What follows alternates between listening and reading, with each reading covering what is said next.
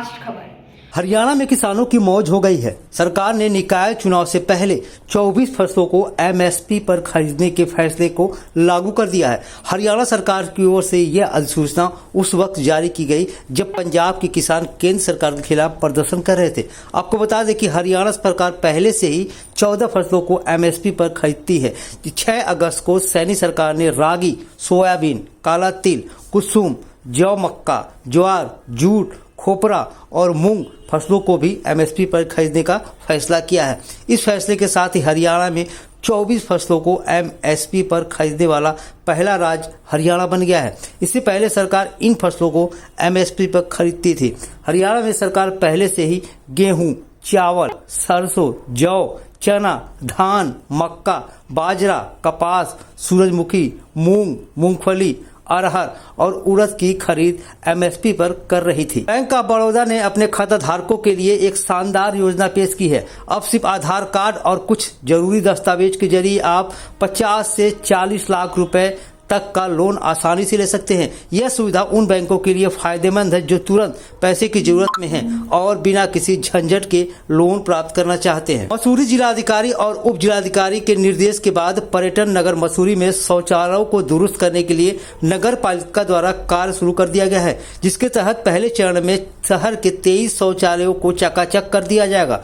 जनवरी माह में स्वच्छ सर्वेक्षण के अंतर्गत भारत सरकार मसूरी को सर्वेक्षण किया जाना है। इसके लिए नगर पालिका ने तैयारियां शुरू कर दी है। वहीं शहर में बायोमेथिन प्लांट और एमआरएफ सेंटर जैसे कूड़ा निस्तारण का कार्य किया जा रहा है। गत वर्ष नगर पालिका परिषद मसूरी उत्तराखंड में स्वच्छ सर्वेक्षण में दूसरे स्थान पर आई थी। अब मसूरी को प्रथम स्थान पर लाने के लिए पूरा प्रयास किया जा रहा है। वर्तमान में शहर में 49 टॉयलेट है, जिसमें 24 टॉयलेट का संचालन एक निजी कंपनी को दिया गया है। हल्द्वानी में नेशनल गेम्स प्रस्तावित है और समापन भी हल्द्वानी में होना है। लिहाजा हल्द्वानी से कांग्रेस विधायक ने नेशनल गेम्स की तैयारी को लेकर सवाल उठाया है। हल्द्वानी विधायक सुमित हृदय ने कहा है कि नेशनल गेम्स उत्तराखंड में हो रहा है, यह सबके लिए सौभाग्य की बात है, लेकिन उसकी तैयारी क्या हो रही है इसका कांग्रेस को भी देख रही है। सुमित हृदय ने कहा कि क्या गेम्स में आने वाले खिलाड़ियों की टचिंग ग्राउंड के बदबू झेलनी पड़ेगी? क्या खिलाड़ियों सहित मेहमान ऐसी अवस्थाएं नहीं देखेंगे? इसलिए कांग्रेस का प्रतिनिधिमंडल जल्द ही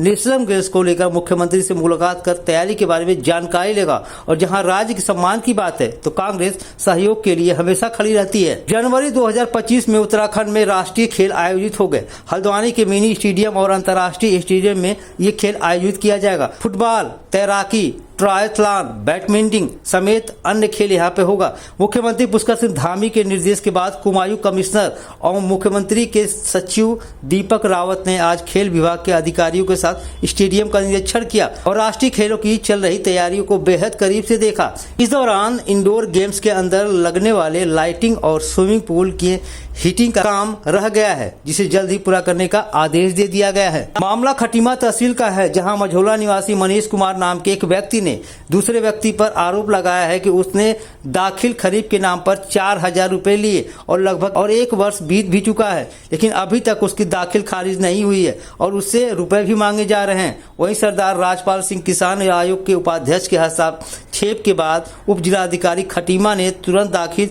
खारिज करने का आदेश दिया है। वहीं एसडीएम खटीमा ने कहा है कि राजस्व विभाग के अधिकारियों कर्मचारियों ने जहां भी प्राइवेट कर्मचारी रखे गए हैं उनको तत्काल हटाया जाएगा। दरअसल खटीमा तहसील प्रशासन में कुछ पटवारी और राजस्व कर्मियों ने अपने अधीन प्राइवेट लोगों को रख लिए हैं, जिससे इस तरह की गड़बड़ी देखने को मिल रही है। प्रांतीय उद्योग व्यापार मंडल के निर्वाचित अध्यक्ष राजीव गुप्ता का स्वास्थ्य खराब होने के कारण उमेश अग्रवाल सोनू को सर्वसम्मति से व्यापार मंडल का नगर अध्यक्ष बना दिया गया। सर्वसम्मति से निर्णय लिया गया है कि निर्वाचित व्यापार मंडल के अध्यक्ष राजीव गुप्ता का स्वास्थ्य खराब होने के कारण उमेश अग्रवाल सोनू को कार्यवाहक अध्यक्ष बनाया जाए। सर्वसम्मति से लिए गए निर्णय पर सभी व्यापारियों ने एक राय होकर सर्वसम्मति जताई, जिसके बाद से फूल मालाओं से उमेश अग्रवाल सोनू का भव्य स्वागत किया गया।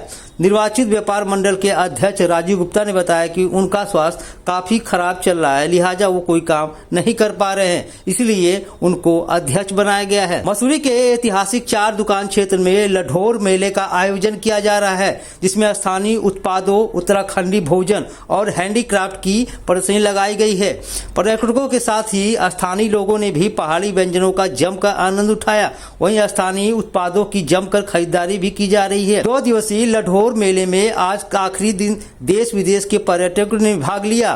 पूर्व कैंट उपाध्यक्ष महेश चंद्र ने कहा कि मेरे द्वारा जब 10 वर्ष पहले इस मेले का आयोजन किया गया था, तब हमें कल्पना भी नहीं की थी कि यह मेला इतना व्यापक रूप ले लेगा।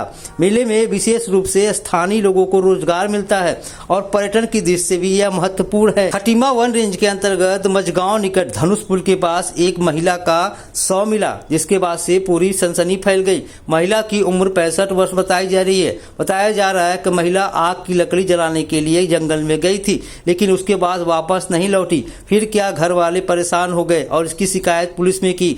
जब पुलिस ने जंगल में जाकर छानबीन शुरू की तो महिला का शव विक्षिप्त अवस्था में मिला, यानी कहीं न कहीं जंगली जानवरों ने महिला को अपना शिकार बनाया था। इसके बाद से ही पूरे इलाके में सनसनी फैली हुई है। परिजन लगातार महिला को खोज रहे थे, लेकिन उसकी बरामदगी नहीं हो पाई थी। लिहाजा पुलिस जब जंगल में खोजी तो महिला का शव बरामद हुआ और आशंका जताई जा रही है किसी जंगली जानवरों ने अपना उसको निवाला बनाया।